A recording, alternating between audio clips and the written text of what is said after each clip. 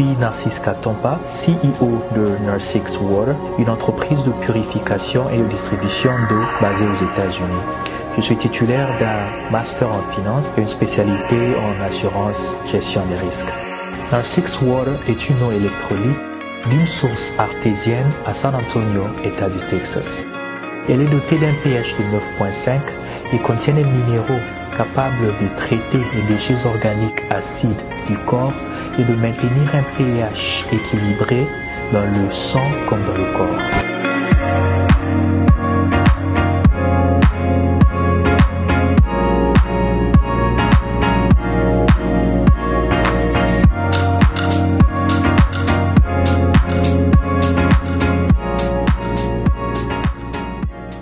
Mesdames, Mesdemoiselles et Messieurs, bienvenue, merci de suivre Face à Face.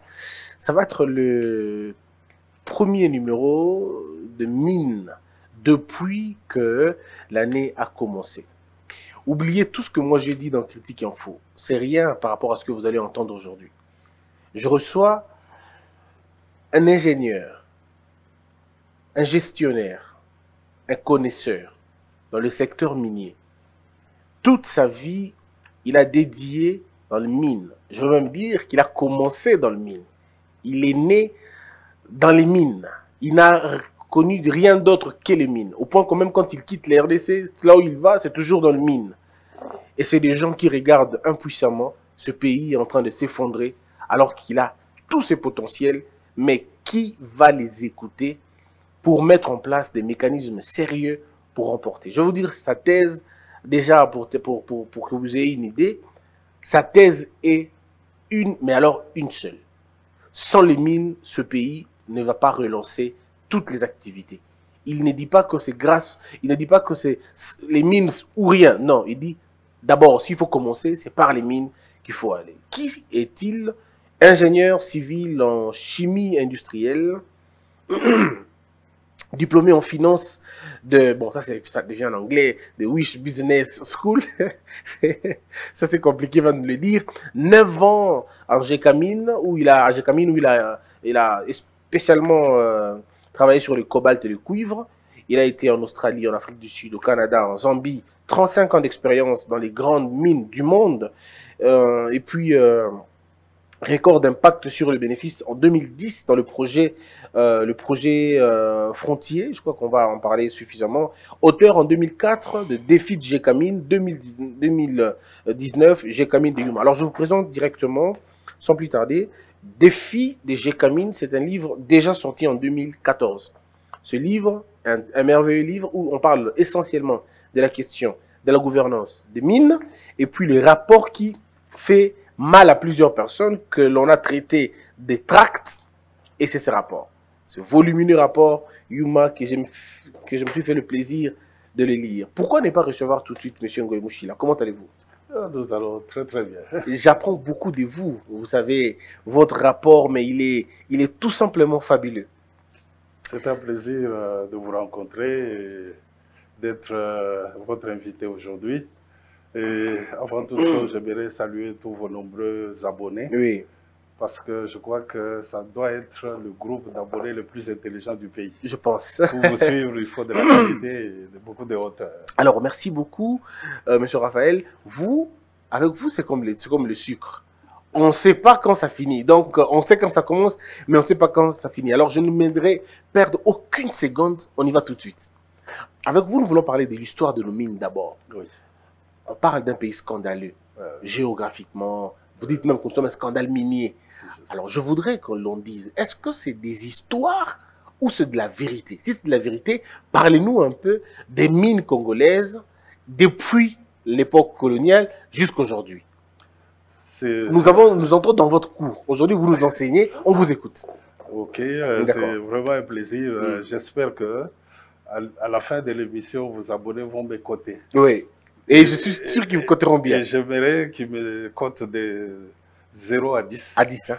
Et j'espère que je pourrai distinguer. Mettez la marque, s'il vous plaît. Mettez la marque, la note déjà. Alors, je vous rappelle déjà que le titre, c'est Les mines congolaises, le clé d'un mandat piégé. Un mandat présidentiel piégé. Vous avez vu donc le titre, c'est face à face comme jamais avant. Les mines congolaises, chef pardon, clé d'un mandat présidentiel piégé. Ça ne se passe que dans Congo Buzz et dans Face à Face. Allez-y. Merci beaucoup. Ce sujet est un sujet important parce que il détermine la destinée de ce pays. Oui. Et la décennie que nous venons de commencer, qui est la décennie de 2020 à 2029, elle est la plus déterminante pour que le Congo ne rate pas un rendez-vous avec l'histoire. Mais pour bien comprendre ce dont je voudrais parler, je vais vous ramener en 1885. D'accord. En 1885, comme vous allez le voir sur les graphiques. Donc on prend le point 2 déjà? Oui. Le point 2, ok. Alors nous prenons le point 2, nous sommes là. Léopold II prend le contrôle du Congo, oui, et il devient le propriétaire du Congo. Et il cède le Congo à la Belgique en 1908.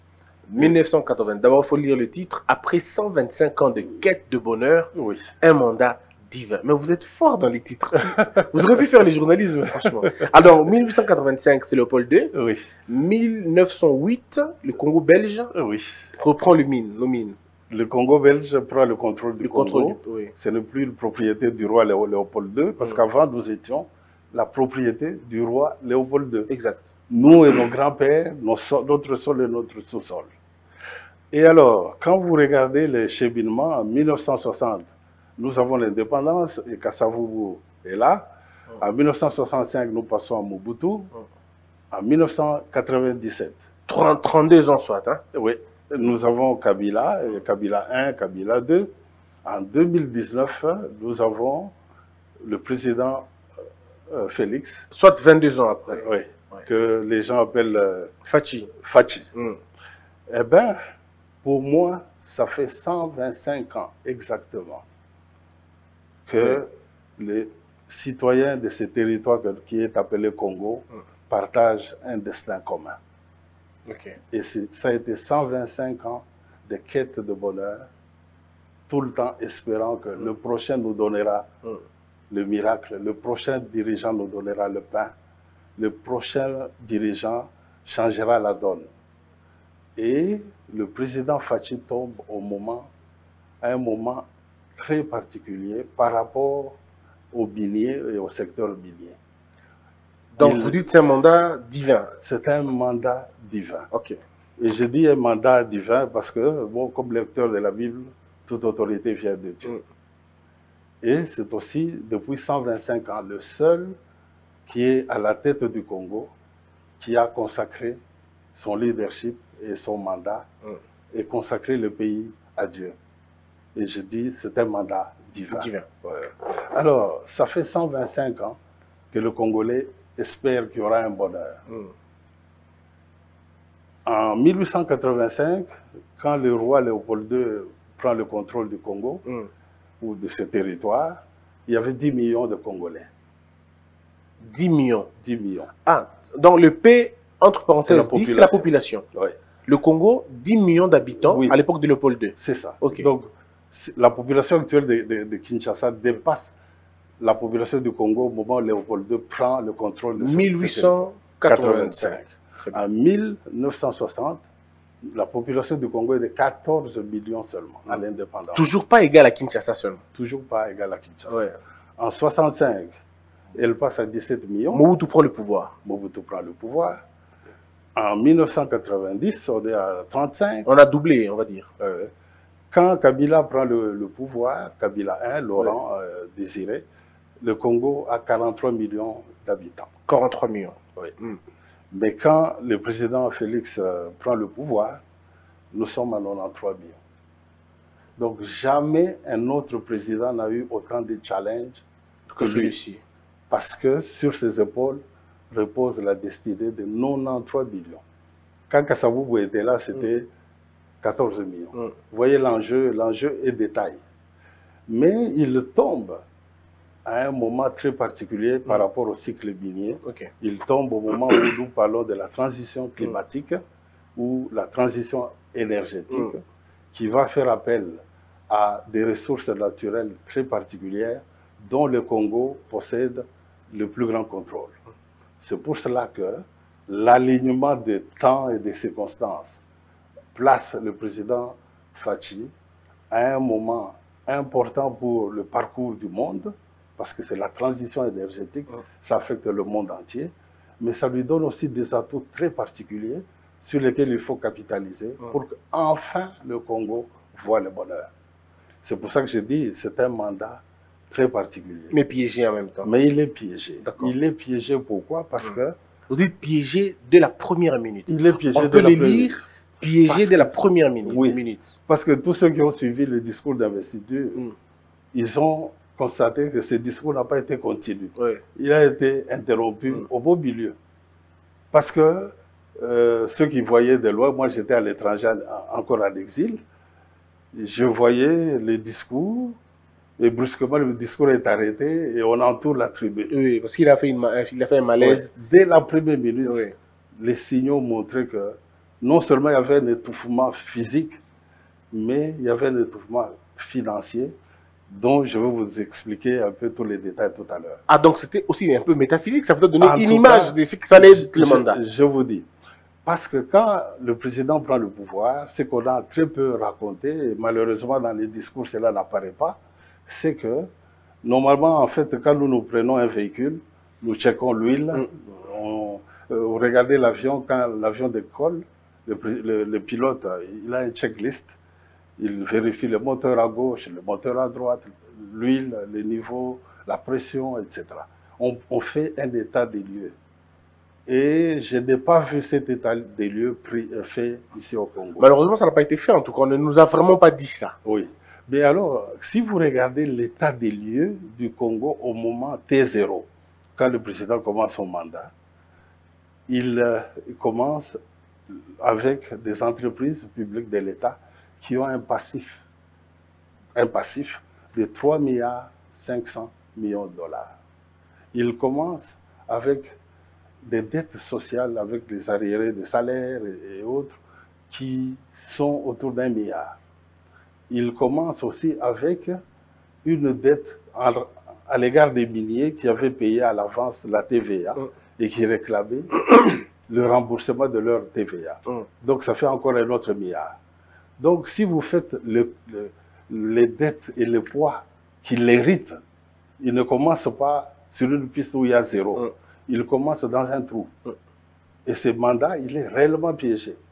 Parce que les revenus qui devaient tomber durant son mandat ont été déjà engagés par des contrats antérieurs. Donc particulièrement durant la période de glissement, et c'est que peut-être très peu de gens ont analysé jusqu'à ce jour. Et c'est lourd de conséquences par rapport à ses chances de réussite.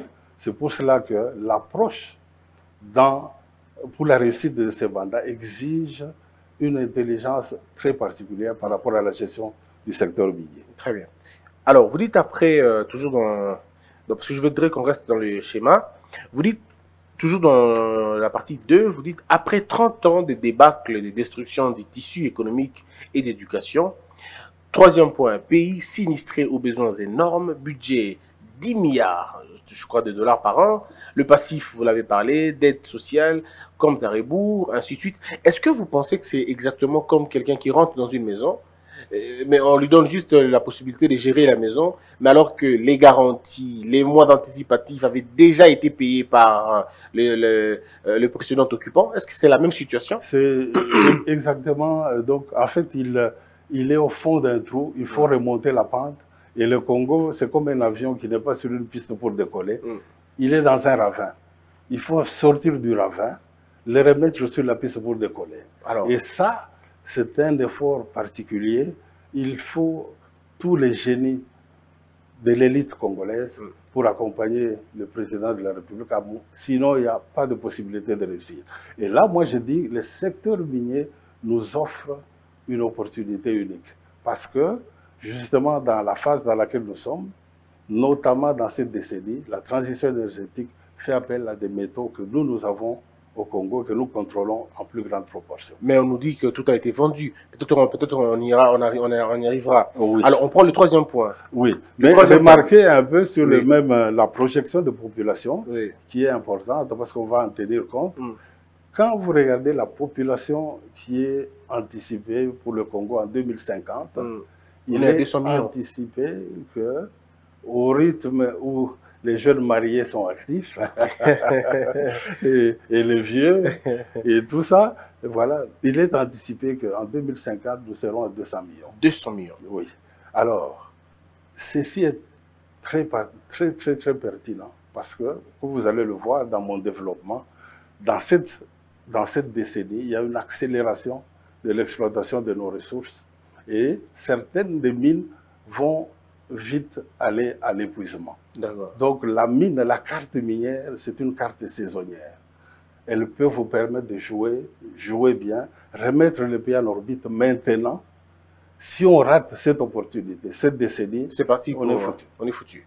Alors, on prend le troisième tableau. Oui. Le troisième, alors, oui, c'est ça, c'est celui-là, effectivement. Oui. Dans celui-là, je vous donne un peu l'aspect de notre économie. Et je donne un cliché partiel qui est le volet exportation de notre balance commerciale.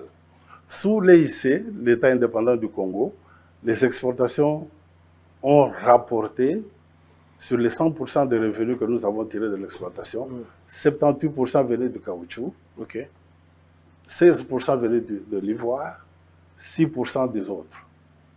Donc, on était un pays agricole.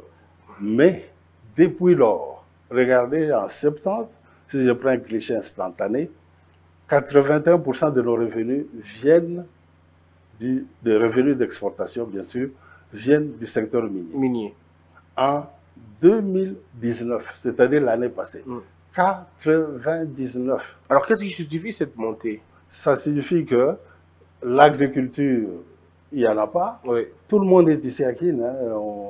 Exode rural, il n'y a pas de production, il n'y a rien, il n'y a rien, il n'y a rien. En dehors des mines, on ne dépend que des mines. Et moi, j'ai l'image un peu, je le montre en image en disant, le Congo est un géant qui danse sur une jambe. Et la seule jambe, c'est les mines. Vous dites debout sur une jambe? Oui. Alors, regardez un peu l'emplacement géographique. Vous allez voir que nous avons le cuivre, la filière cuivre, essentiellement le Katanga. Quoique, il y a un gisement au Bas-Congo, dont je ne veux pas parler pour ne pas m'écarter. Il y a, à l'est du pays, vous voyez la zone éteinte et la zone de l'or. Et il y a aussi beaucoup de troubles. Et si vous analysez ces troubles comme sociologue, votre analyse n'est pas complète. Si vous analysez le problème de l'Est, il faut prendre la grille minière pour avoir l'interprétation correcte des événements et des enjeux qui se déroulent à l'Est. Et donc, quand vous regardez ce que nous avons, je lui demanderai de passer à la planche suivante. Ah, à la planche suivante, d'accord. Le quatrième, voilà, nous sommes là. Ressources minières, encore les ressources dans le sous-sol valorisé après de... Dans le sous-sol de notre territoire national, les ressources qui sont identifiées, valorisées, représentent 3 milliards 500 millions de dollars.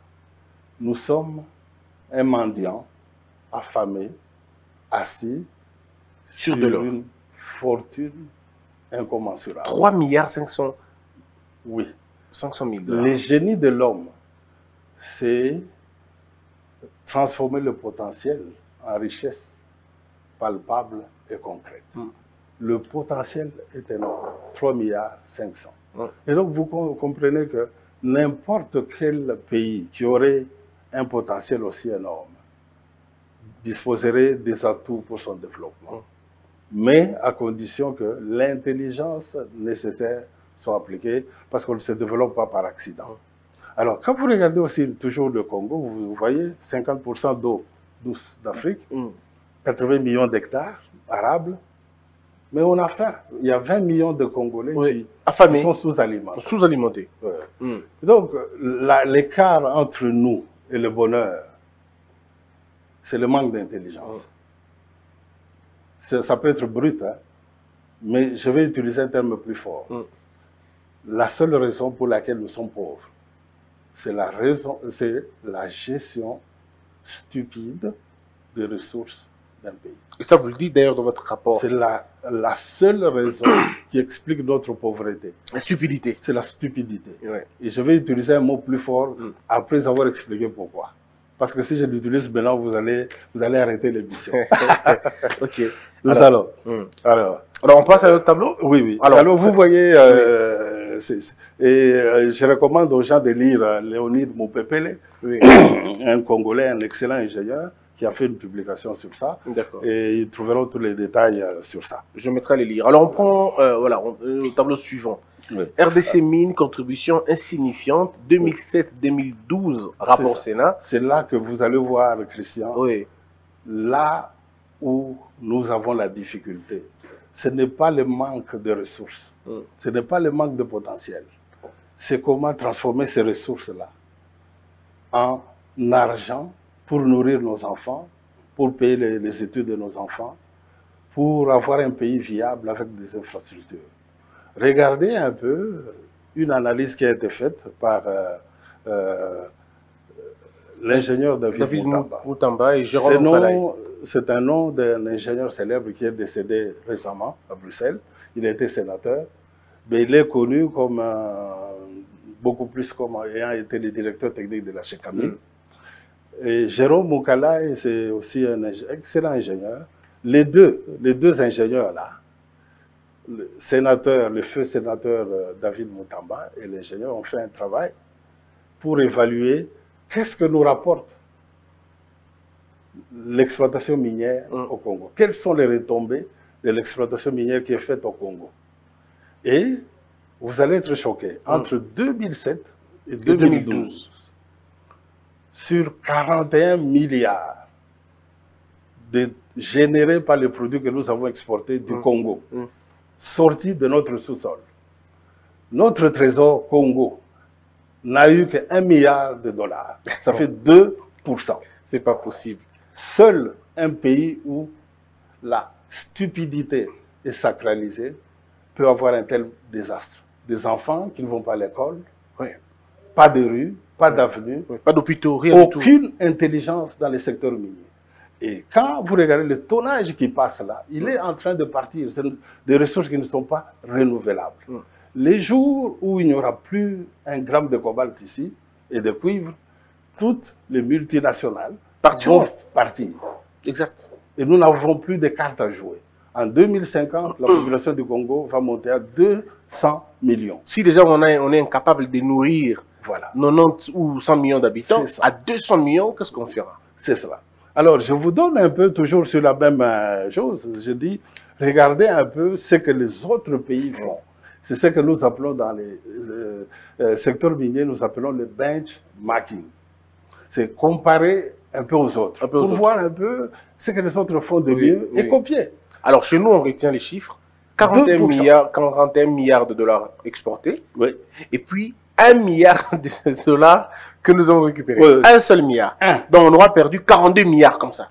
Les restes parts empochés par les multinationales et les autres, etc. Aucune intelligence dans la gestion des mines. Alors, pourquoi? Et c'est pour ça que je dis, dans la décennie qui va commencer ici, et les 3 ans du président Fachi, le degré d'intelligence qu'il va appliquer au secteur minier déterminera soit son échec, soit sa réussite. Le secteur minier, je vous dis, il est la clé. Très bien. Parce qu'il n'a plus que 1000 jours. Et en 1000 jours, on n'a pas beaucoup d'autres leviers. L'intelligence, on n'a pas besoin des gens qui savent lire. Parce que le savoir lire, on en trouve beaucoup. Partout. Le savoir-faire, il est très rare. Alors, vous pensez qu'en 1000 jours, on peut faire quelque chose? Il est possible. De faire des choses en 1000 jours? Je vous dis. Vous allez le voir. Très bien. Vous allez le voir. Alors, je voudrais qu'on me donne le tableau. Et je reviens encore un peu, juste pour vous situer un peu. Donc, sur 100, chaque fois que nos mines, dans cette période-là, qui a été étudiée par le sénateur Moutamba, Et l'ingénieur Jérôme Boukala est un excellent, deux ingénieurs excellents. Chaque $100 que les mines ont généré, les mines que nous avons, les minéraux et les produits miniers que nous avons produits, tirés de notre... sur chaque $100, le Congo a récupéré 2 $. Hein, les autres, c'est parti. OK? Donc, dans le compte du Trésor, 2% seulement. Mais le Chili, le Chili est un pays qui produit le cuivre comme nous. Oui. Entre 1995 et 2017, le Chili, la moyenne récupérée sur chaque $100, sur chaque $100 vendus, 29 $ sont rentrés dans le compte du Trésor. Pendant que nous, on récupérait 2 $. Nous, c'est 2. On ne fait que danser, on ne fait que palabrer, on ne fait que chercher des titres. Il n'y a aucune intelligence appliquée à la gestion de nos ressources. C'est plutôt la stupidité, l'idiotie dans le secteur. Elle est sacralisée. Elle est sacralisée. Très bien. Et voilà. Et donc, regardez la Zambie. Parce qu'on peut peut-être dire que les autres sont... Chili, c'est peut-être en dehors du continent. En parlant du continent. Le Zambie de la Zambie. La Zambie. Oui. C'est des gens comme nous. Oui. Comme toi et moi. Quand ils ont la même couleur. En plus, ils sont voisins. Ils sont voisins. Oui. Ils récupèrent 24%. Donc, si la Chili récupère 29, nous récupérons 2. Ouais. La Zambie récupère comme ça 29. 24 ou 29? Oui, 12 fois plus, 24%. 24. Ouais. Et donc, entre 2022 et 2028, j'ai étalé 2028, vous verrez pourquoi. Il nous faut un plan. Il nous faut un plan. Et vous l'avez appelé... on ne peut pas réussir par hasard. On ne peut pas réussir en tirant dans tous les sens. On ne peut pas bricoler. Les mines, ça ne se bricole pas. Si on applique toute l'intelligence nécessaire à l'allure de production actuelle, je peux vous assurer, nous allons avoir du secteur minier 8 milliards. Et je vais vous le démontrer. Toujours dans 1000 jours. Ce mandat, vous voulez dire? Ce mandat, c'est possible, mais il y a un train de mesures qu'il faut mettre en place. Et il y a un temps de réponse. Si vous touchez l'interrupteur, vous allez voir la lumière s'allume directement. Oui. Si vous voulez avoir un enfant, il faut attendre 9 mois. 9. Vous ne pouvez pas avoir un enfant, à moins d'être un tricheur, avoir un enfant 3 mois après. Là. Ici, pour les mines aussi, le temps d'inertie, il est... Parce que, je vous dis, la catastrophe dans laquelle on a été trempé depuis 30 ans est telle que les corrections nécessaires et les virages, ça prend un temps. Il faut un temps au moins de 6 mois pour aligner les choses. Et à partir de l'année prochaine, si toute l'intelligence et le sérieux sont appliqués, c'est possible. Et vous avez appelé ça le plan Fatchi-Mine? Je pense qu'il faut que ça s'appelle Fatchi-Mine. Je vous dis pourquoi, parce que j'ai fait un calcul, Christian. Nous sommes indépendants depuis 60 ans. Nous avons eu 43 ministres, en dehors de l'exception Kabouiloulou, qui est une anomalie qui s'explique, on sait pourquoi. Chaque ministre des Mines a duré en moyenne 1 an, 3 mois. Mais Kabouiloulou, c'était l'éternité. C'est juste une anomalie qui a été tragique pour le Congo. On verra d'ailleurs tout à l'heure. Mais ça signifie que c'est très difficile qu'un seul ministre porte chose. Parce que l'état de séjour, c'est un siège éjectable. Ça doit être porté par le seul qui a prêté serment au Congo. Devant tout le Congolais. J'avais donc raison. Devant les hommes, il a dit, je prête serment. Je vais me battre pour que le Congo soit heureux. Et on ne peut pas laisser ça. 2%, papa. J'avais donc raison de dire que le chef de l'État devrait s'occuper des mines, devrait s'occuper de ce ministère terriblement. La clé est là. La réussite ou l'échec, c'est les mines. Ouais. Alors, on prend le suivant, le tableau suivant. Alors, là, nous avons plus de 100 ans d'exploitation minière industrielle. Donc, maintenant, j'entre un peu dans la matière avec des chiffres. Oui. Regardez un peu que je prends seulement le cuivre d'abord, hein, parce que le cuivre, c'est la filière la plus grande. Si on prend le diamant et l'or, on va s'égarer. Les leçons qu'on tire d'ici suffisent pour être transposées sur les autres secteurs. Quand vous regardez le cuivre, il a été exploité avant l'arrivée de colons. Et avant l'arrivée de colons, il est estimé que la période précoloniale, on a sorti 100 000 tonnes de cuivre de notre sous-sol. 100 000. À l'époque coloniale. Avant que la colonie ne s'installe. Alors, après la période de l'union minière, on a sorti 7 600 000. c'est bien 600 000, 800 000, 7 800 000 tonnes de cuivre et 170 000 tonnes de cobalt. Quand vous voyez K, les milliers, on dit K, c'est des kilos, c'est 10 exposant 3, c'est 1000. M, c'est millions. Oui. Alors, regardez un peu, sous l'Union minière, on a fait, sur la Gécamine, pardon, Gécomine, 11 millions sont sortis de notre sous-sol. Et puis, en 2002, nous avons eu le nouveau code minier.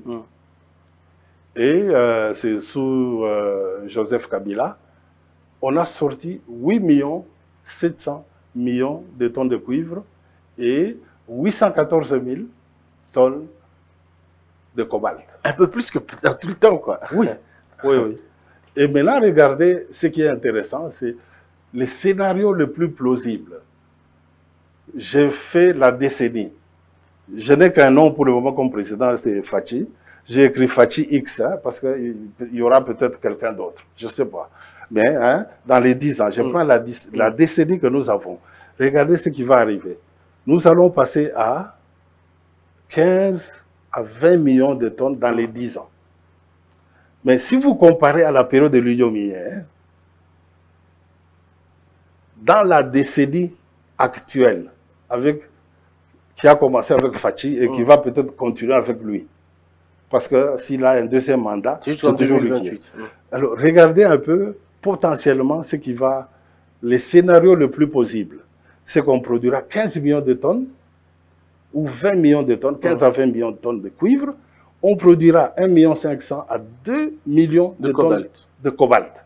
Comparé à la période de l'Union minière, les Belges sur lesquels on jette l'opprobre en disant qu'ils ont pillé, ils n'avaient que le cuivre. Hein.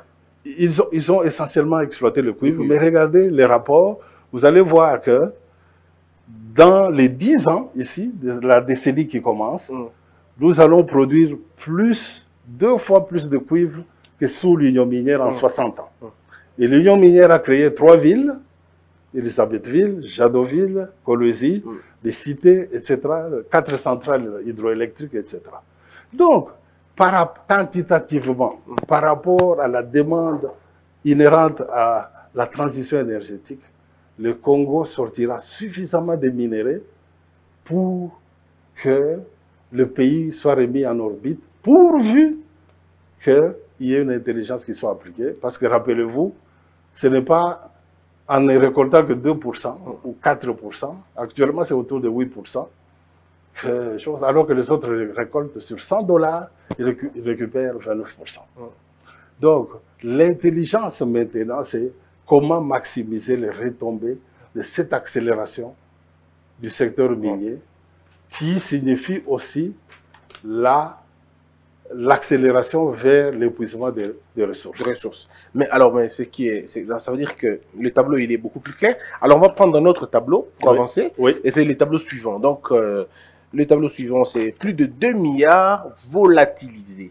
Mine d'oxygène du conflit à l'Est. Je vais revenir sur le cuivre, mais je fais un petit ricochet sur le cobalt très rapidement. D'accord. Vous allez voir que, sur l'or, pardon, à l'est du pays, Inde, si vous voyez une colonne au-dessus du drapeau du Congo, vous voyez Inde, et puis IND, vous voyez ART. Inde, c'est industriel. ART, c'est artisanal. La production d'or artisanal au Congo était de 213 kilos en 2011. Elle est de 33 tonnes, 33 000 kilos en 2019. Mais regardez l'or artisanal. Avec tous les trous et tout ce qui se passe là, l'or artisanal, nous avons produit 21 000 en 2011. En 2011. Nous sommes à 333. Nous sommes à 333. Pourquoi? C'est un mystère. C'est aussi exprimer en chiffres la gestion stupide des ressources. Regardez l'Ouganda. L'Ouganda qui est notre voisin, qui n'a pas de mine, enfin qui a quelques petits trous, quelques petits trous. En 2014, l'Ouganda fait 11 kilos. 11 kilos de 11 kilos. 1, 2, 3, 11. 11. Mais en 2017, l'Ouganda fait 16 281 kilos. Comment est-ce possible? Avec des petits trous. Mais regardez le Congo artisanal à côté, 303, 302. Il ne faut pas être un savant pour comprendre ce qui se passe. Oui. Faut pas. Mais expliquez-nous quand même. Ça signifie, si on me le remet, je vais vous dire, ça signifie que si celui qui n'a pas de mine, quoique c'est gênant, mais étant forcé de dire quelque chose, est obligé de publier quand même quelques chiffres. Hein? Parce que, bon, il ne peut pas justifier sa balance commerciale. Donc, en fait, ce que les autres déclarent, c'est venu de chez nous, sans laisser d'impact, sans laisser de retombées sur notre sol. Ah, c'est justement ce que vous dites, la stupidité. C'est la stupidité. Ouais. Regardez le coltan, hein, c'est la même histoire. Le Rwanda et la RDC. Regardez, je prends l'année 2013, le Congo 200, le Rwanda 600. 3 fois plus. Oui, oui.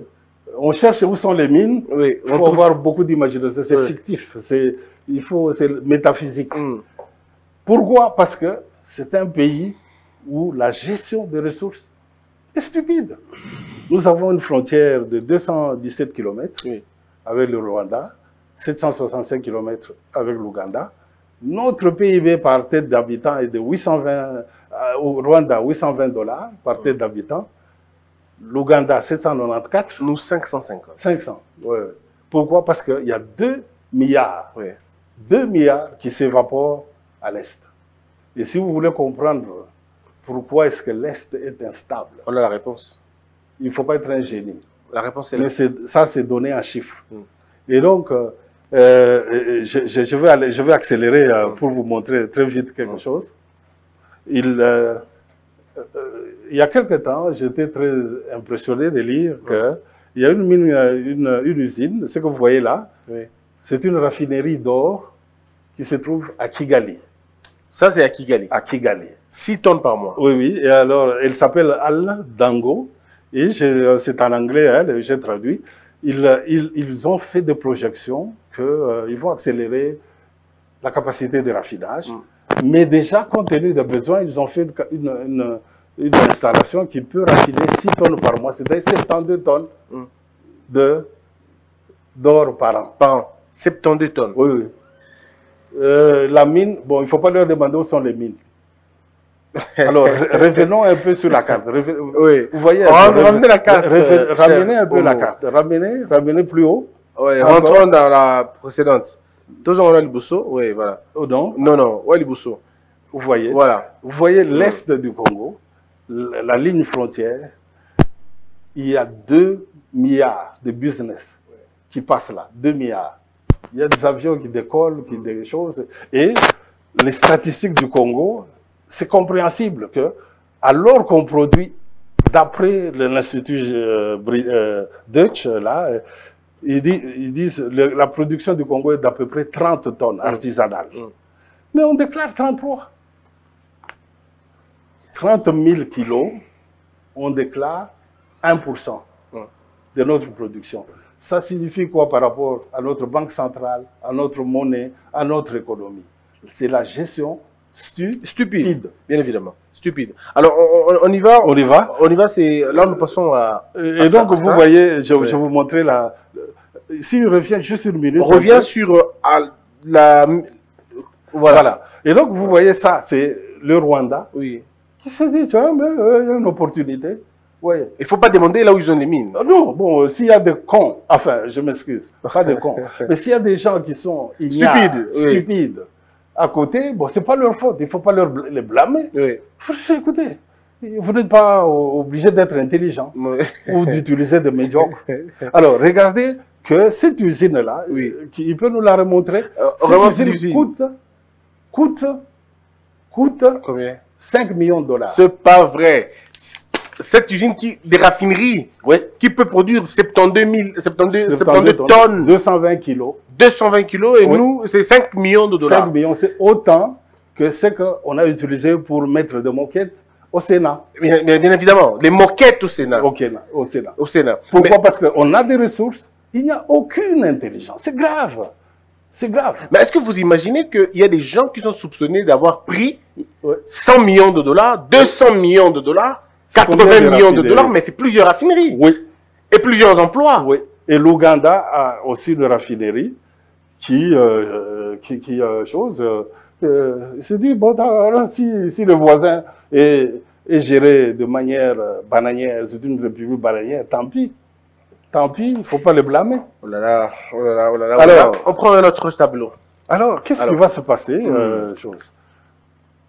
Quelques jours avant que notre président aille aux États-Unis, Christian, vous savez ce qui s'est passé. Le Sénat américain, la première visite de notre président au Sénat, aux États-Unis, le Sénat américain a appelé un expert pour leur parler de perspectives d'avenir en ce qui concerne le véhicule électrique, la mobilité électrique. Alors, c'est une société qui s'appelle Benchmark, qui est très bien cotée en analyse. Elle est allée, elle a dit ceci, en 2017, les ingrédients de la batterie, qui sont le lithium, l'anode, les anodes en graphite, le cobalt, le nickel, les ingrédients qui constituent la batterie pour le véhicule électrique, les besoins pour le lithium étaient de 162 000 tonnes en 2017. Pour le cobalt, 48 000 tonnes. Rien que pour les batteries, pour le véhicule électrique. Parce que c'est ça, le marché d'avenir. Il y a une guerre. La compétition qu'il y a entre, vous avez vu Trump et les Chinois et tout ça, c'est qui va contrôler ce secteur. C'est pour ça que nous sommes un joueur clé. Ça vient de chez nous. Comme vous allez le voir là, dans le tableau, regardez le lithium. En 2017, 162 000 tonnes. En 2028, le besoin sera de 1 570 000. Le cobalt, on avait besoin de 54 000 tonnes pour les batteries électriques. On aura besoin de 276 000 tonnes par an. Oui, en 2028. Par an. Vous comprenez que la décennie est déterminante. Le besoin est déjà là. L'appel est là. Il viendra d'où? Il viendra du Congo. Et s'il revient toujours là, je vais vous montrer quelque chose. Le lithium, nous avons un gisement à Manono. Au fait, c'est la ville natale de Kyungu, Baba Kyungu. Il est de Manono. Manono, au Katanga. C'est 500 km de choses. Le gisement de Manono, on l'appelle l'Escondida du lithium. L'Escondida, c'est le plus grand gisement de cuivre. Alors, quand on veut comparer, on dit l'Escondida du lithium, c'est Manono. Alors, quand vous regardez là, si vous rentrez, Escondida du lithium, avec le lithium, Congo, source Congo. Le cobalt, source Congo, parce que nous détenons les plus grandes réserves du monde. Les nickels, nous en avons à Congo, dans les Kasaï. Il n'est pas exploité. Il y a aussi le manganèse que je n'ai pas mis, nous en avons. Donc, vous voyez que la clé de la transition énergétique, si la chimie de la batterie demeure la même, le Congo devient un acteur absolument déterminant. Très déterminant. Convoité. Mais pourquoi vous parlez de Noël Tiani? C'est pour ça que moi, vous avez vu en bas, j'ai écrit Failing to plan. Oui. Failing to plan. S'il peut le montrer, je ne sais pas parce que je le cache un peu. Oui, oui. Failing to plan. On va faire disparaître. Is planning to fail. Les Anglais disent ça. Oui. Failing to plan is planning to fail. Oui, alors il est là. Si vous gérez comme c'est une gestion qui c'est archaïque, vous ne réfléchissez pas par rapport à demain. Vous ratez les opportunités. Si vous ne faites pas un plan, vous avez planifié d'échouer. C'est tout. Et le Congo, je peux vous dire, sans complexe, le Congo n'a aucun plan. La source de tout ça. Le Canada, si vous regardez le secteur minier, un plan stratégique. Le Chili, plan stratégique. L'Afrique du Sud, plan stratégique, surtout après le Covid. Le Congo, demandez le plan, il n'y en a pas. Donc, Albert Yuma, dans le GECAMIN, n'avait pas de plan. Lui, il en a un, mais je vais vous en parler tout à l'heure. Alors, regardez, c'est pour ça que moi, je félicite un gars comme Noël Tiani, que je n'ai jamais rencontré. Je l'ai suivi avec vous. J'ai vu quelques extraits de son plan. Parce que, Christian, c'est très facile pour le Congolais de se battre pour des postes. Mais vous ne trouverez pas 10 Congolais qui s'assoient sur leur bureau pour réfléchir à un plan. Même s'il a des défauts. Parce mais d'abord, réfléchissez. Réfléchir. Noël Tiani a le mérite, il l'a fait. Un plan costaud. Un plan costaud. J'ai lu quelques extraits. Un plan intelligent. Mais Regardez le nombre de gens qui peuvent se battre, qui peuvent aller chez le devin pour être nommé ministre. Ils n'ont rien dans la tête. Rien. Je m'excuse, rien. Mais ce pays a besoin d'un plan. Vous ne pouvez pas vous engager dans une transition énergétique dont vous détenez la clé sans plan. Ouais. C'est-à-dire vous naviguez comme ça, vite, quoi. Et c'est la raison pour laquelle, avec l'accélération de cette exploitation, si nous continuons à avoir le 2% que Moutamba nous avait dit, sans réfléchir, c'est la catastrophe. Les ressources vont s'épuiser. Nous serons à 200 millions quand ton fils Philippe sera président en 2050. Très bien. Et bien, je te dis qu'il va régner sur un Congo sans ressources. Oui, on les aura déjà vidés. Fort en histoire, mais... Oui. Et je peux vous choquer, Christian. Avec les ressources que nous avons ici, les ressources que nous avons, 3500 milliards dans les sous-sols. Si aujourd'hui, on dit aux Japonais, je prends juste les Japonais, on dit Japonais, venez au Congo, laissez tout, bagages, maison, tout ça. Et nous, on nous dit, allez, Congolais, allez tous au Japon. N'amenez aucun bagage, vous allez trouver tout sur place. 10 ans après, on va demander le visa. Tokoboa Kangunda, comme on dit. On va venir à la nage ici pour rentrer. Pourquoi? Parce qu'on a tout ce qu'il faut. Et il ne manque qu'une chose. C'est une faille de la pensée. Là, il n'y a qu'un seul Noël Tchani avec un plan. Il y a d'autres plagiats, hein, mais il n'y a qu'un Noël Tchani avec un plan. Où est le plan? Généralement, quand les gens font la campagne électorale, ils ont des programmes, tout ça. C'est juste du copier-coller, de paperasse, et tout ça. Il n'y a pas de plan. Il nous faut un plan. Je vous dis, il le faut. Très bien. C'est impératif. Alors, on prend le tableau suivant. Alors, qu'est-ce qui va se passer maintenant? Privatisation du cuivre congolais. Je reviens maintenant sur le cuivre. Et de meilleures unités de production. Je reviens sur le cuivre pour vous dire que lorsque on nationalise la GECAMIN, l'Union minière, elle devient GECOMIN en 1967. Quelques mois après, le 9 septembre 1967, après la loi Bakashika, 66 pardon, les Belges de l'Union minière ont fait une demande au gouvernement congolais parce qu'on a dit les sols et les sous-sols appartiennent à l'État. Alors, ils ont fait une demande avec la liste des gisements dont ils voulaient continuer à être les titulaires avec un droit minier. Il y avait 130 gisements cuprifères. 130. OK?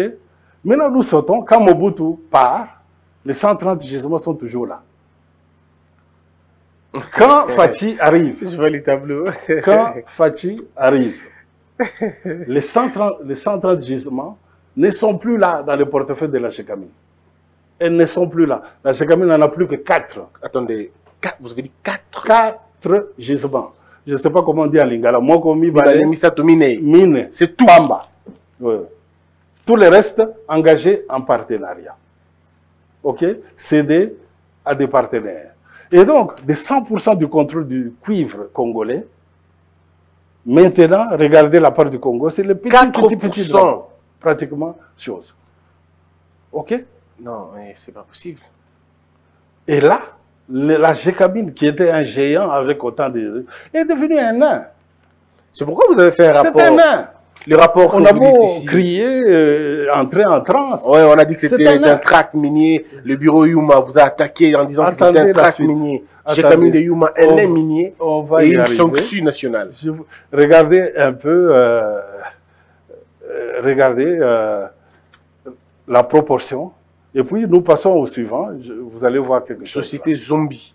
Alors, nous sommes démantèlement. Qu'est-ce qui s'est passé? Il y a eu ce qu'on a appelé la révisitation des contrats, qu'on a démarré en 2007. On l'a clôturé en 2009. Et cela portait sur 29 contrats miniers. Il était question de rééquilibrer les contrats, parce qu'on disait que, tiens, mais la Banque mondiale, les gens nous avaient induit en erreur. La Banque mondiale n'a jamais forcé quelqu'un à céder le contrat de manière stupide. Et même en plus, lorsqu'on a eu la révisitation, on a eu la possibilité de révisiter pour équilibrer les contrats, n'est-ce pas? Parce que c'est nous qui décidions que, tiens, mais ce contrat, on les résilie ou on les garde. Mais après avoir révisité ce contrat, regardez plus tard, en 2010, on a transformé la Gécamine en société commerciale. On a nommé un trio de combinards, comme je les appelle, de combinards, 3, à la tête de la Gécamine, pour présider à sa destinée. Regardez le nombre de contrats qu'ils ont signés après. Alors, on va commencer. En 2011, ils ont signé un contrat. Foup, parti. En 2012, ils ont signé un fameux contrat qu'on appelle contrat TAF. Si je vous en parle, vous allez entrer sous sol. Donc, c'est un contrat déséquilibré. Je préfère que Philippe ne m'en veuille pas, parce que vous allez vous évaluer. Oui. Regardez, en 2013, c'est toujours les TAF là. En 2014, un contrat. 10, il y a eu 10 contrats. L'anticipation de fin de règne. Et la Banque mondiale n'est pas venue pointer le fusil sur quelqu'un. Non, c'est le donneur de leçons qui a signé. You m'a dit que on leur a dit, non, écoutez, vous n'avez plus assez d'argent, vous ne pouvez pas tenir longtemps. Ils nous ont conseillé de faire ça. Non, non. Regardez un peu, pendant la période de glissement, regardez le nombre de contrats qu'ils ont signés.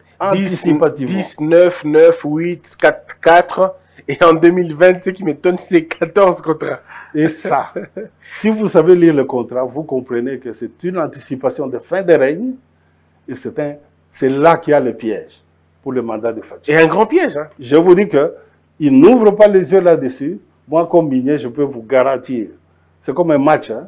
Vous me mettez moi comme gardien de but. Je peux vous garantir que vous allez encaisser des buts à gogo. Il ne peut pas s'en sortir. Mais pendant la transition, il peut pas. Je vois encore des contrats qui ont été signés si on regarde l'image. Je veux vous en donner, je veux vous en illustrer. Regardez 2010. Oui. Le président Kabila choisit la Dream Team, hein, les meilleurs de ces gens. Il dit, allez, ok, allez gérer la Gécamine. Vous avez de grands diplômes d'Europe et autres.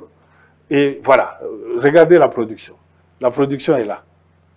La Gécamine qui faisait 470 000 tonnes de cuivre, depuis 2010, elle produit moins de 25 000 tonnes. Moins de 25. Moins de 25. Pourtant, tous ces contrats-là, on n'encaisse pas de porte. On ne voit rien, aucun impact sur la production. Non. C'est plus de balades en jet privé et reste. Et de fêtes, bling bling. Mais il n'y a aucun incident sur le Congo. Regardez le cobalt, c'est pire. Et je crois que je vais l'exploiter plus loin. On peut avancer. On peut passer à un tableau. Prenons l'autre tableau, voilà. Donc, vous voyez que la situation actuelle est comment?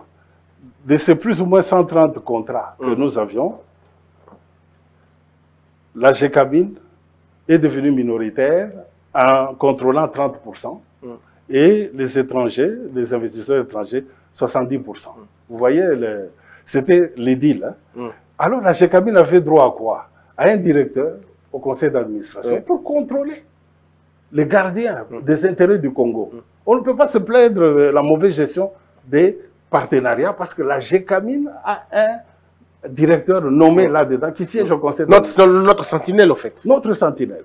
Et puis, la Gécamine avait droit à quoi? À 3% de royalties. 3% de royalties, voilà, 3% de royalties, des dividendes et la sous-traitance. Et puis, ça, c'est le partenariat où elle dit qu'elle n'a pas un mot à dire. Mais elle a un directeur. Pourtant, elle a un directeur. Donc et la révisitation de contrat a été faite pour que la Gécamine, sa voix puisse porter. Parce qu'ils avaient le mot, c'est eux qui décidaient. Pour qu'un contrat passe, il faut que les concessions nécessaires soient accordées pour que la voix de la Gécamine soit entendue. Maintenant, après, qu'est-ce qu'il y a? Il y a à côté de ça, la Gécamine a ces quatre gisements où elle règne en maître absolu, où elle travaille seule, sans interférence, sans que la Banque mondiale ne vienne les perturber dans leur stratégie. Mais qu'en est-il le résultat? Alors, pour ce faire, les trios ont fait un plan qu'ils ont appelé le plan stratégique. OK? Le plan stratégique. Et là, ils allaient montrer de quel bois ils s'échauffent. Alors, regardez un peu ce que ça donne. Le tableau suivant? Oui. Ils ont fait un plan stratégique. Ils ont dit, en quelques années, nous allons produire 100 000 tonnes de cuivre et 8 000 tonnes de cobalt. À partir de 2016. Maintenant, la réalité, aujourd'hui, c'est clair, on peut reculer et regarder. 2010, ils ont fait à peu près 18 000 tonnes. OK? Jamais n'ont dépassé les 20 000, 25 000. Jamais. Ça s'appelait plan stratégique. Et ce qui est remarquable, Christian, ils ont fait 1 an au maquis. Vous vous rendez compte? Oui. On vous nomme, imaginez un peu comme Sama, ici, on l'a nommé, il est très vite passé à l'action. Non, là, les gens là, on les a nommés, ils ont fait 1 an. Ils prennent les cafés, les caviars, et ils ne font que réfléchir sur le plan. Après 1 an, le plan a été pondu, publié, et ils l'ont annoncé en disant, nous ferons 100 000 tonnes et 8 000 tonnes de cobalt. Et maintenant, ils sont passés à l'action. Oui. Parce qu'on juge les maçons où? On les juge au mur. Au mur, oui. Et voilà, et regardez ce qu'ils ont fait. Alors, attendez, ils promettent 100 000, ouais. mais ils ne dépassent jamais le 25 000. Jamais. Et la Banque mondiale n'a jamais eu envoyé des troupes pour les perturber. Jamais. Ni le FMI. Jamais. Seigneur Jésus. Mais regardez encore, la belle histoire, c'est où? C'est en cobalt. C'est le premier à dire le cobalt, métal stratégique, etc., Oui. etc. Mais regardez la production du cobalt. Alors, ils disent, ils vont produire 8 000. 8 000, la prévision c'était 8 000 tonnes. 8 000. La première année, pendant qu'ils sont au maquis, ils ont fait 1000. Hein, ils étaient encore en train de réfléchir sur le plan. Ouais. Vous vous rendez compte, on vous nomme, c'est comme si Fatih vous le nommez, il prend 1 an et dit, 1 an j'ai réfléchi. J'ai réfléchi d'abord. Comme si avant ils ne réfléchissaient pas avant d'entrer au pouvoir. Eux, ils ont réfléchi pendant 1 an. Oui. Vraiment, en circulant dans tout le monde entier en business. Oui. Pour réfléchir. Après avoir réfléchi, ils ont produit 1000. Au lieu de 8 000. Oui. Et puis, ils ont continué à réfléchir. Ils ont fait 700. Plus ils réfléchissaient, plus ils baissaient. Plus ils réfléchissent et plus ils parlent, ils produisent moins. Et regardez... à la fin, c'est 8. L'année passée, les champions qui avaient promis 8 000 tonnes, Oui. ils ont produit 8 tonnes de cobalt. Mais ça va le compte des premiers ministres aussi. 8 tonnes de cobalt. 8 tonnes. Alors, vous vous rendez compte, quand il s'agit de la planification, promettre, c'est facile. Hein? Regardez les plans stratégiques, le plan. Vous voyez, le savoir lire, il est courant. Mais maintenant, le savoir-faire. Le savoir-faire, il n'y est pas. Mais le prétexte, on le trouve partout. Regardez un peu. Si vous regardez, 2018, la GECAMIN a produit 60 tonnes de cobalt. Ok. Moi, j'ai écrit ce livre hein, qu'on a traité de pamphlet. Oui, de pamphlet. Et dans ce livre que j'ai écrit, j'ai adressé au Premier ministre en son temps parce que je trouvais qu'il est sérieux, il veut que le Congo marche. Le Congo ne peut pas marcher quand vous produisez autant. Vous comprenez? Il ne peut pas marcher. Il faut produire, vendre, et on peut payer les médecins, etc. Alors, regardez ce qui est frappant. 2019, ils ont produit 20 tonnes. 20, papa, 20. 2019. Hein. L'année passée, 2020. 20. Oui. Mais les mêmes gens vont défiler partout. C'est 20 tonnes. Ils ont dit 8 000, oui. Mais là, ils ont produit 20 tonnes. 20. L'année passée, 8. Maintenant, cette année, si moi je vous dis ce qu'ils vont produire, vous allez dire que je suis méchant. Ils vont produire combien? 2. S'il y a la chance, peut-être 2. S'il y a la chance, c'est 2. 2 tonnes. Et c'est la deuxième année du mandat de Fatih. Quand l'histoire sera écrite, on dira que sous Fatih, sous sa veille, la GECAMIN a produit d'abord 20 tonnes au lieu de 8 000. Ensuite, elle est allée à 8 l'année passée, deuxième année de Fatih. Oui. Et la troisième année, 2 ou 3. 2, oui. Et notez bien que les 8 tonnes là, si vous mettez une famille à Kassoulou, Kassoulou c'est un village à Kolwezi, vous mettez une famille dans un trou, ils vont vous produire les 8 tonnes en 1 semaine. C'est triste. Et alors, c'est les mêmes gens qui vont dire partout, nous allons accompagner le président dans son chose, tout ça. Mais dis papa, 8 tonnes, avec 8 tonnes. Incapable de produire 10. Vous êtes en 8. 8, c'est en lingala on dit Mwambe ou oui, Mwambe. En Kikongo, Nana. Nana. Bâton de Nana. Cobalt. On prend l'autre tableau. Alors, regardez ce qui se passe. Oui. C'est pour cela que moi, je suis révolté. Je vais d'abord vous donner une analogie pour que vous puissiez comprendre. Une usine Et je crois que, voilà, vous allez voir, un minier circule toujours avec des trucs bizarres. Hein. Oui. Ça, c'est la malachite. C'est la malachite. Et ça, ce que vous voyez de rose, c'est le sel rose de cobalt. Donc, j'ai touché le cobalt. Voilà. Mais il est dans la forme où il est dans la nature combinée. Donc ça, quand les gens vont dans une mine, c'est ce qu'ils cherchent. Quand on dit la mine de cuivre, on sort ça. Ce n'est pas un métal. Il faut les traiter pour avoir le métal. Le métal, donc ça, le métal il est rouge. Ça, c'est la malachite. Le cuivre est là, il est à l'intérieur. Il est lié au carbone, à l'oxygène, etc. Ce n'est pas du cuivre fini. Ce n'est pas du cuivre 100%. Donc, il faut les traiter. Alors, regardez les graphiques là. Quand vous allez faire un traitement, vous n'allez pas tout récupérer. C'est comme quand vous allez chez l'homme qui a un moulin pour votre maïs. Vous allez voir que quand vous venez récupérer le maïs, vous le trouvez tout blanc parce qu'une partie du maïs est partie dans la nature parce que vous ne pouvez pas récupérer tout. Alors, la mine, c'est aussi comme ça. Vous allez puiser 100 litres, mais vous n'allez pas arriver avec les 100 litres. Alors, imaginez quelqu'un qui va à la rivière, il puise dans un bassin. S'il puise dans un bassin et qu'il transporte sur la tête, il arrive avec, sur 10 litres, il va arriver avec 3 litres. Non, probablement. Si ça arrive, 3 sur 10, c'est 30%. Donc, il n'a récupéré que 3% alors qu'il avait puisé 10 litres. Maintenant, s'il prend un seau et qu'il bouge, il peut commencer avec 10 litres et terminer peut-être avec 6 ou 8. S'il prend de l'eau dans un bidon, il peut commencer avec 10 litres, il arrivera avec 9 litres. Et là, s'il n'y a pas de couvert, mais s'il couvre bien, il rentre avec... Donc, la méthode, tout le monde transporte, mais tout le monde n'a pas la même méthode. Ceux qui ont une mauvaise méthode récupèrent moins, comme celui qui récupère avec les bassins. Celui qui utilise la meilleure méthode récupère plus.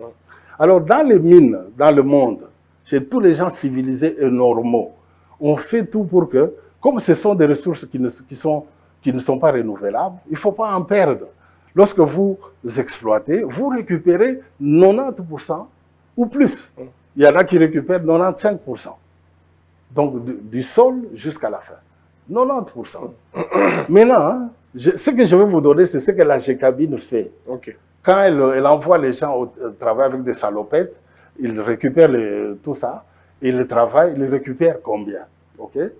Alors, regardez le tableau.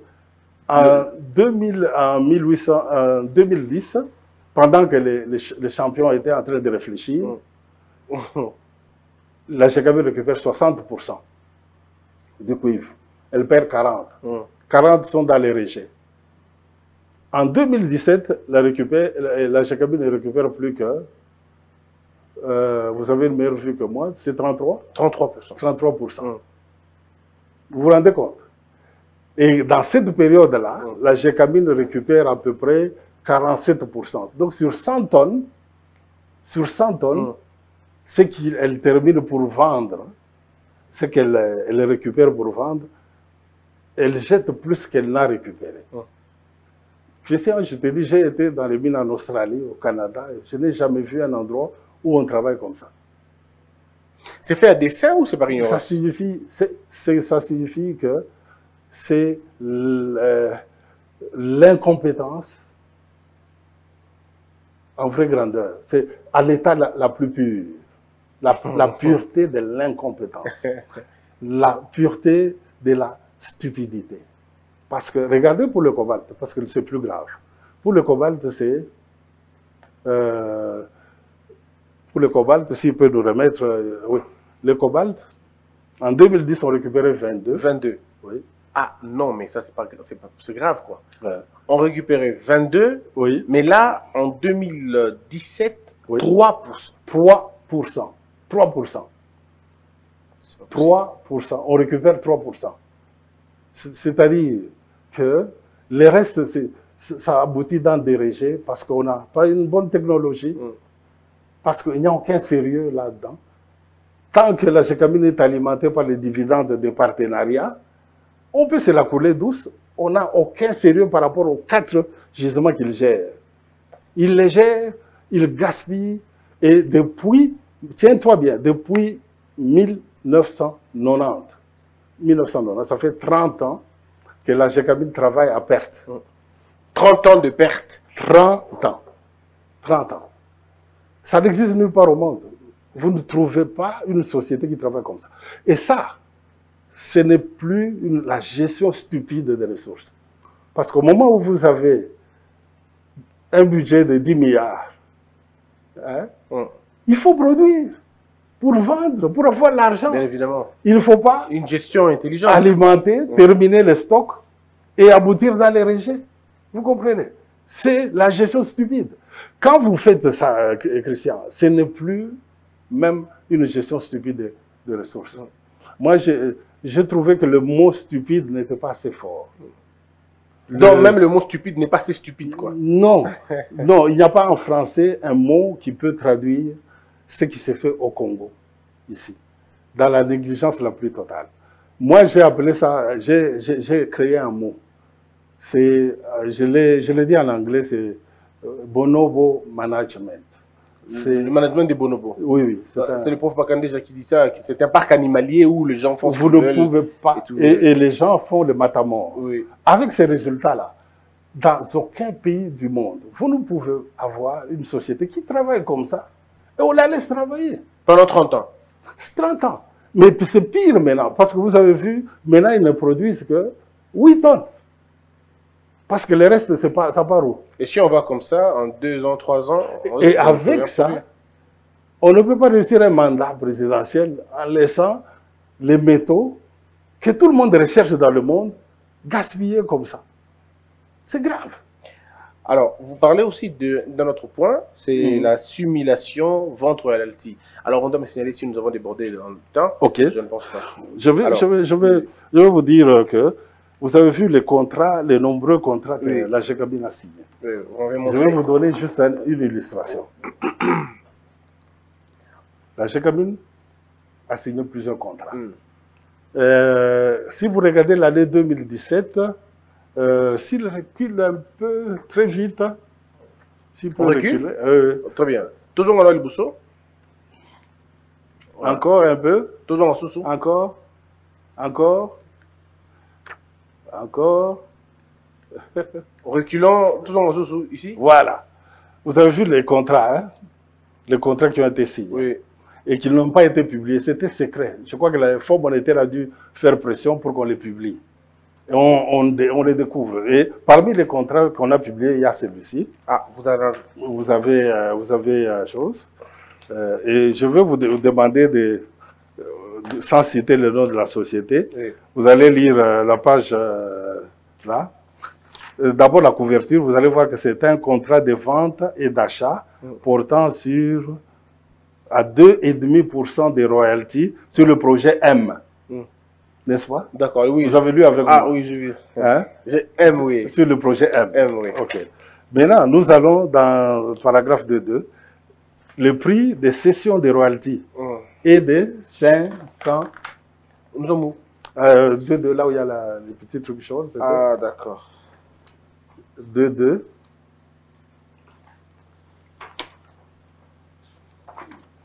Ok. Le prix de cession de royalties est de 55 millions de dollars. Ouais. Le prix de cession, lequel sera payé en un versement unique à la réalisation. Ok. Donc, c'est-à-dire que le projet M, dans le projet M, les savants, les grands gestionnaires de la Gécamine ont trouvé qu'il fallait que les royalties puissent être vendues. Au lieu de les encaisser eux-mêmes, ils disent non, nous les cédons à quelqu'un d'autre.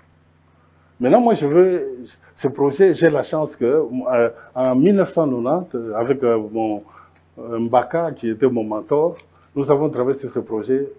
Au moment où la mine de Kamoto s'est écroulée, il fallait trouver des solutions pour redémarrer la Gécamine. J'ai travaillé sur ce projet-là il y a 30 ans. 30 ans. 30 ans. Je crois que tu étais à l'école primaire. Bon. Oui, il y a 30 ans que j'étais encore à l'école. Oui, c'est ça. Alors, j'ai travaillé sur ce projet, et ce projet-là, je le connais recto et verso. Oui. J'ai pris un parmi la multitude là pour illustrer la gravité. La gravité. Et je dois dire que le M là, c'est le nom d'une entreprise qu'on ne cite pas, hein, qu'on ne continue pas. Le M là, moi je l'ai ici, le nom est là. Oui. Ouais. Alors nous retournons sur maintenant la bonne page. La bonne page. On va revenir. Qu'est-ce que c'est les royalties? Oui. Et comme on n'a pas beaucoup de temps, oui. je vais vous dire que ces royalties devaient permettre à la GCABIN de recevoir 50 millions chaque mois. Chaque année, pardon. C'est-à-dire en 2019, elle aurait reçu 50. C'est un projet de 15 ans. Oui. 2019, 50, 2020, 50, 2021, 50, etc., etc., jusque chose. Alors, quand vous regardez 15 ans, c'est 2 mandats. Ça peut être... Bon, maintenant, nous sommes dans le FATI numéro 1. On peut avoir FATI numéro 2. Et le 3e mandat, j'ai mis un président fictif qui s'appellerait Moukoko. Moukoko. Peut-être pas fils Moukoko. Vous auriez pu mettre Bossembe quand même. Fils Moukoko. Bon, Bossembe. Alors, regardez que les royalties, là, ça signifie quoi? Pour ce seul projet, hein, ce seul projet. Mais il y a une trentaine de contrats qui ont été signés. Pour ce seul projet, ces royalties signifient que sous les 5 ans ici, le seul royalty aurait rapporté 250 millions. Dans le 2e mandat du président qui suivra, 250. Dans l'autre, 750 millions. Mais la GCABIN a préféré les vendre à quelqu'un que moi j'appelle Tito. C'est pourquoi vous avez écrit Tito et consort. Tito et consort. Et vous voyez, j'ai écrit BVI, oui. British Virgin Islands, parce que c'est les îles Vierges britanniques. Oui. C'est les endroits où vous pouvez créer une société et on montre seulement quelqu'un là, mais derrière, il peut y avoir Bossembe, il peut y avoir celui même qui engage, qui vend. Il peut être déjà lui-même là. Regardez la conséquence. Donc, vous avez vendu, ils ont vendu 750 millions de dollars à 55 millions. Donc, Tito et consort en poche. Ils ont empoché 695 millions de dollars. Oui. Net. Net. 13 fois leur mise. 13 fois leur mise. C'est ça l'implication. Ça signifie quoi? Ça signifie que cet argent qui devait aller au trésor public pendant le mandat de Fachi, les gens vont attendre Fachi, Talé Langa, ici c'est Makambo, tout ça. Il n'a pas d'argent. L'argent, on l'a engagé avant. Les contrats est piégé, les mandats est piégé. À la première minute. Ça, c'est un contrat. Un contrat. Alors qu'il y en a beaucoup, on a cité. Alors, je vais vous montrer très rapidement 3 contrats. J'ai fait un petit calcul rapide sur 3 contrats. Alors, il peut nous montrer le suivant. Le suivant, celui... Oui. Toujours sur les royalties. Oui. J'ai fait un calcul rapide sur 3 contrats. Calcul rapide. Et j'ai 35 ans dans les mines, papa. J'ai vu les mines en Australie, au Canada et tout ça. Je connais ces métiers-là, comme ma poche. Eh bien, sur 3 contrats où la même chose a été faite. Mais il y a des contrats notés en passant, il y a des contrats qu'on n'a pas publiés, ils sont encore secrets. Les champions là ont caché encore. Mais sur 3 contrats là, c'est 8 milliards choses qui sont parties. Et en prenant un prix, quelques prix, tels qu'on les a entendus, la RDC n'a eu que 500 millions, aurait eu 500 millions, mais il faut avoir le contrat pour chose. Et donc, Tito, parce que les Quinois aiment beaucoup, papa Tito, Tito, je l'ai appelé Tito. Tito, parce que Tito, c'est quelqu'un qui arrache les biscuits des enfants et tout ça. Tito et consorts, ils ont pris au Congo, sur les 3 contrats seulement, 7 milliards de dollars. Donc, vous me dites qu'un groupe d'individus a pris 7 milliards de dollars. Mais oui, c'est parti. C'est parti. C'est-à-dire, ce sont des revenus futurs qui sont déjà partis. Même les gars qui a signé, même s'il n'est plus au pouvoir, s'il s'entend bien avec Tito, ou s'il est par impossible partie de la société, parce qu'aux îles Vierges, on ne dit pas qu'ils sont les propriétaires de la société. Vous comprenez? C'est ça l'avantage ou l'inconvénient. L'avantage pour le voleur, l'inconvénient pour nous. Bon, hein, pour nous, le Congo. Et vous vous rendez compte, la GCABIN a des cadres qui ont travaillé des années, qui attendent d'être payés en pension. Et on ne les paye pas. Le personnel de Gécamine, c'est l'un des meilleurs, je vous dis. C'était la crème. La Gécamine triée sur le volet. Les 8000 agents qui sont là, ce sont parmi les meilleurs Congolais que vous avez. Ils ont travaillé dur. Mais parfois, l'argent qu'on aurait pu avoir à la Gécamine pour les payer, il est détourné. L'argent qui aurait pu servir au mandat du président, il est détourné. C'est pour ça que je dis, les contrats, le mandat ici, il est piégé. Il dépend des mines. Il dépend de l'intelligence qu'on appliquera aux mines. Alors, vous parlez de l'enseignement. Remettez l'enseignement gratuit, fonctionnaire. Oui, parce que, bon, nous avons l'enseignement gratuit, ça coûte de l'argent. Oui. Nous l'avons comment? C'est si le projet paye. Vous avez vu, au début, je vous ai dit, sur 41 milliards, on a vu 1 milliard. 1 milliard. On a perdu 42 milliards. Tout est parti. Tout Or, les 42 milliards pouvaient aider à construire des routes. Mais là, avec ça, oui, c'est les 15 prochaines années qui sont hypothéquées. C'est-à-dire l'enseignement gratuit, bon, on va peut-être se débrouiller, à moins qu'on réfléchisse sérieusement. Et c'est ce qu'on va faire tout à l'heure avec vous. Alors, le prochain tableau, il est tout dernier d'ailleurs. C'est objectif impératif et réalisable, contribution minima de 25%. Donc, je soutiens pour terminer, que à l'allure, la transition énergétique, comme vous avez pu le voir, va faire une demande de métaux que nous avons au Congo. Et le Congo est positionné pour en tirer profit. Parce que, remarquez le cuivre, il se vendait à 6 000 $, 5 000 $ pendant le Covid, quand le Covid a commencé. Hier, il touche à peu près 10 000 $ la tonne. D'après les projections, le cuivre va se vendre à 12 000 $. L'or se vendait presque à 2 000 $ l'once. Le cobalt, regardez la demande, et ça viendra du Congo.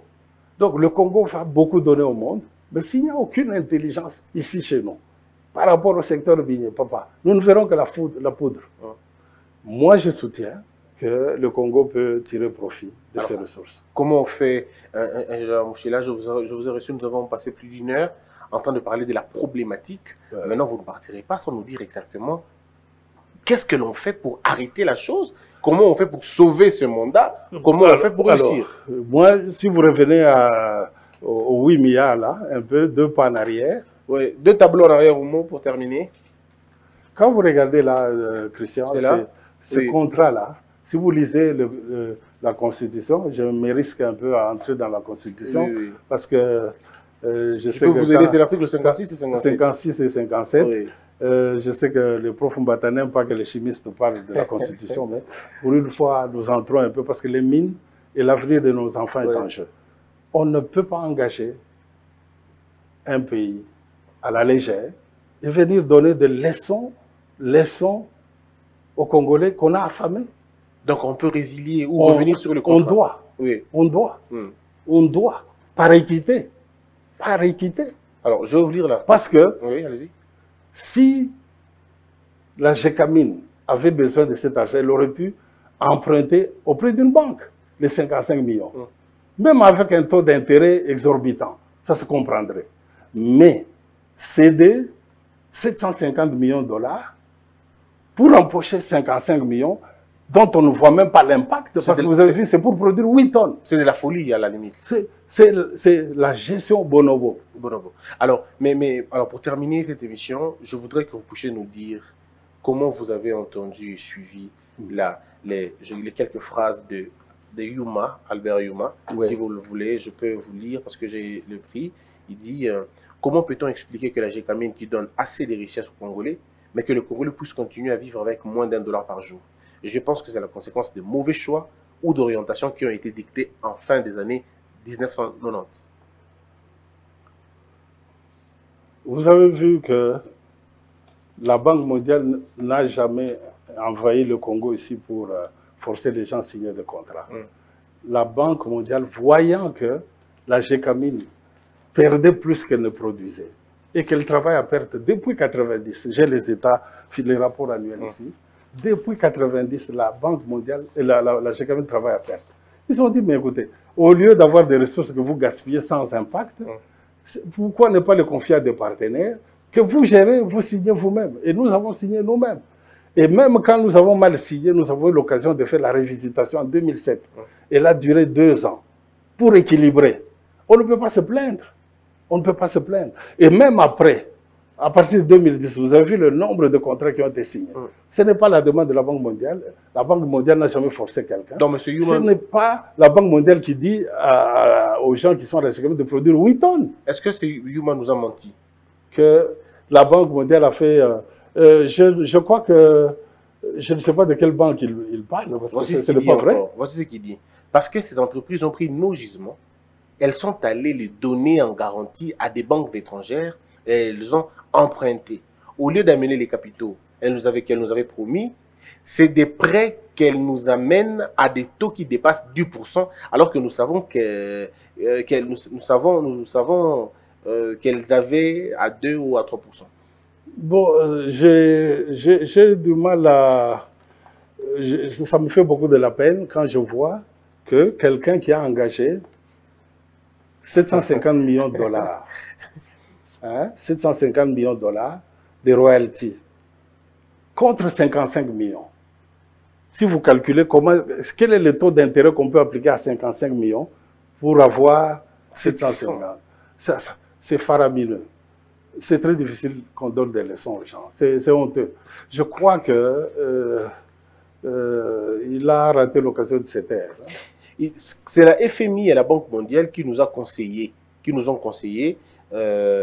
nous ont dit, vous l'État congolais, vous n'avez pas les moyens financiers de maintenir et de développer vos actifs miniers. Nous vous conseillons gentiment de céder ça à des partenaires techniques financiers internationaux qui ont des moyens et ils vont développer ça à votre place. C'est l'erreur fatale que nous avons faite et qu'on ne devrait jamais faire dans nos pays africains. Bon, vous avez vu la Zambie, sur 100 $ avec le privé, elle 24. 24. Oui. Le Chili, c'est 29. Oui, oui. Nous, c'est 2. Nous, c'est quel type de... On a donné nos mines à des spéculateurs. Et ce n'est pas la Banque mondiale qui a dit allez donner à des spéculateurs. Vous voyez. Ils contestent peut-être le mot de financement. Les gens auraient dû amener des capitaux eux-mêmes au lieu d'aller emprunter. Mais ce qui est le plus pénalisant ici, c'est quoi? C'est le fait que les mines ne nous rapportent pas. Et si les mines ne nous rapportent pas, et c'est là que je réponds un peu à ta question, comment est-ce qu'on peut... Il y a 15 points sur lesquels il faut toucher pour optimiser les retombées du secteur minier, de manière à ce que sur 100 $, nous puissions récolter 30 $, 30%. Et ça demande beaucoup d'intelligence.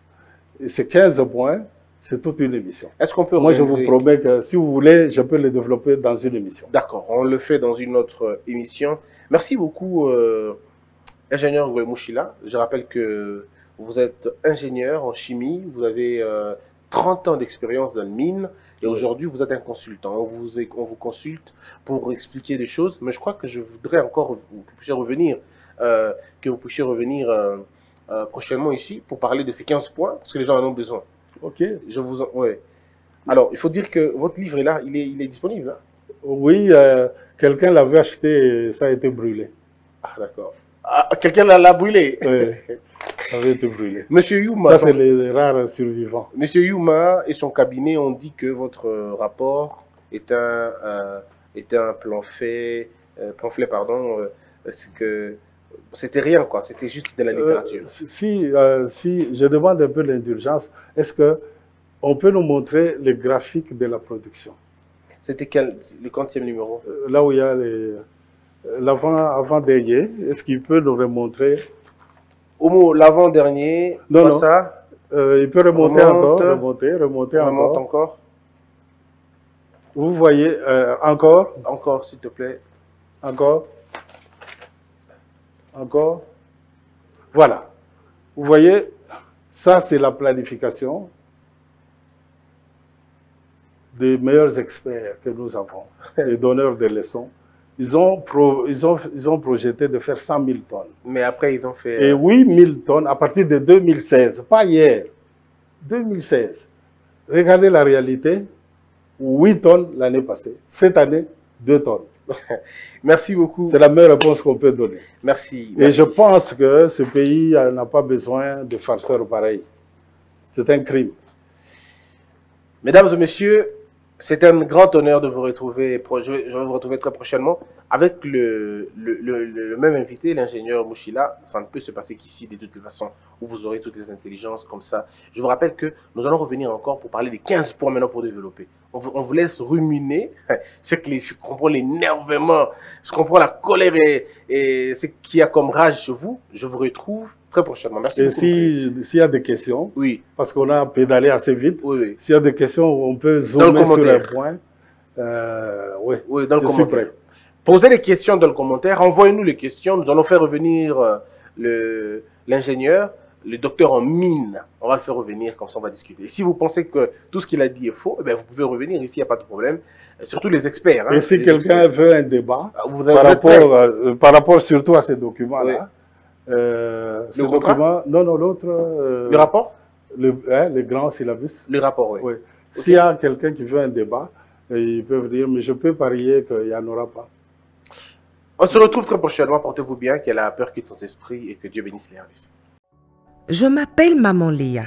J'habite Kinkole. J'ai fait mon petit commerce d'épices au marché de Matiti. Chaque jour, je dois me réveiller tôt le matin pour vite prendre le transport qui va me déposer au marché. J'ai acheté un smartphone au Capi et cela a changé ma vie. Elle est très bénéfique et très pratique. Je ne m'inquiète plus au problème de la batterie. Même si je quitte tôt, ma charge va durer toute la journée. Maman, nanya zaliawa. Tomato eza boni. Awa natie 500 francs. Oyokuna 1000 francs.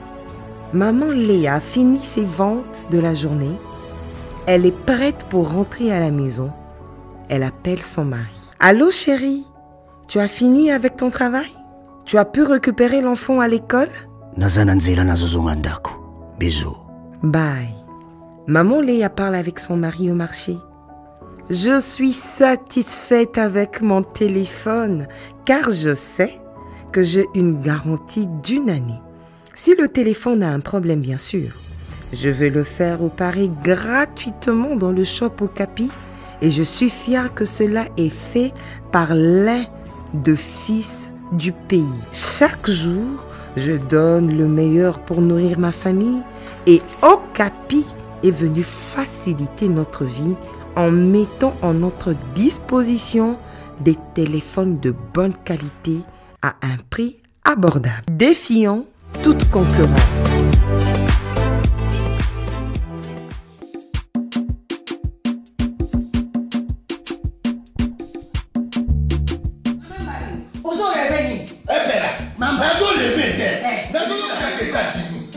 Plus précisément dans Washington.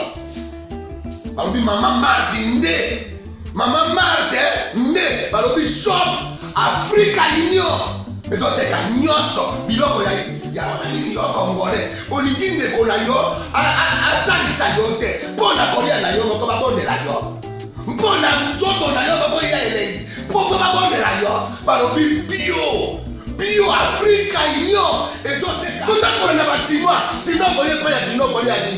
Nekola yo teka aloteka biloko ya mboka ya fresh ya bio na bio mama mbalo kuna monkanja izali balobi nzomo eyali enkuba baliwa balobi enjenje ezali zakomakanganya mpoto ya mbisela balobi nyama ya botu ya mokomboto ezaga te kala ngando ndengalali na basi oyebi ke na sutu eza kolia na peti po mama mande ya solo po bato comprendre te mawa bakongolais ou allons-nous pona kolia na bino moko bakondela bino kolia na apeti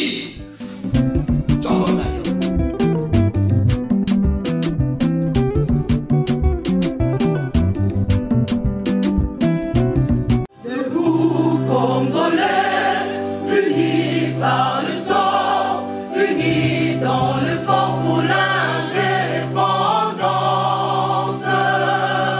Unis aux hommes, ces zombies noirs, Daïmana. pamba na piko na mosala totonga mboka koleka kitoko na kimia bana Kongo toyembani loyembo lonene ya lisanga.